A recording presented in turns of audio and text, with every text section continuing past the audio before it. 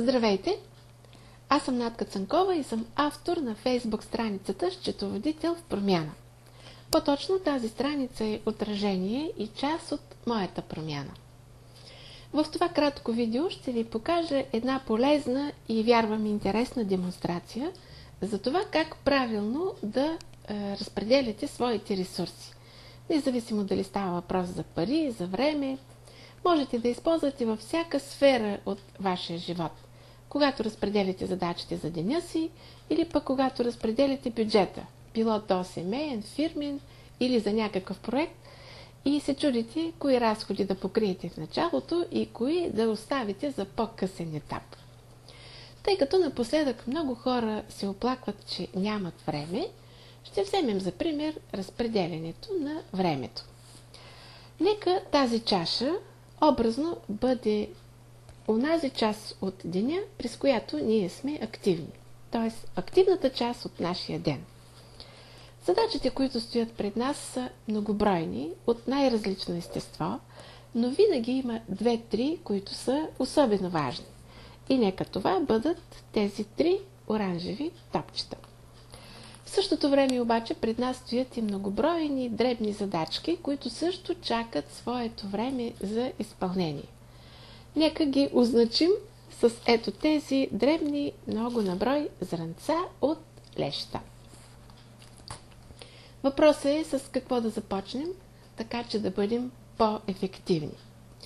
Много често започваме с по-дребните задачи, по-незначителните неща, под предлог, че така ще се осигурим след това повече спокойствие и възможност да се фокусираме по-добре върху по-важното и по-същественото.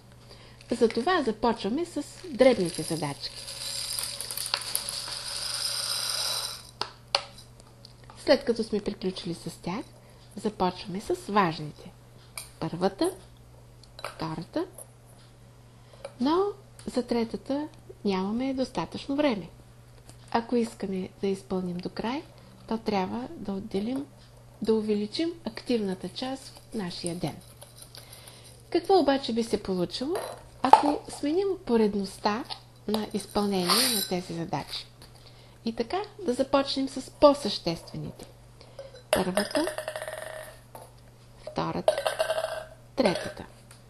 Междувременно имаме дори и свободно пространство, което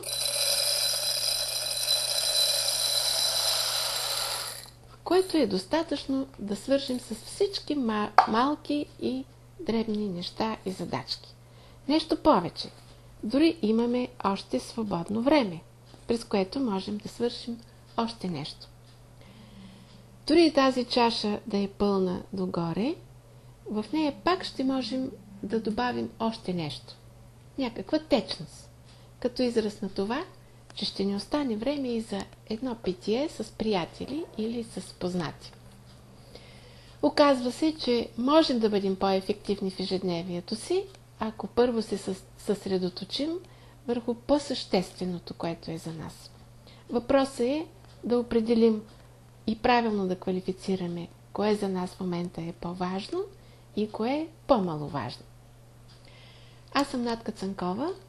Благодаря на всички читатели на моята фейсбук страница Счетоводител в промяна за лайковете, за коментарите и за споделянето на моите публикации.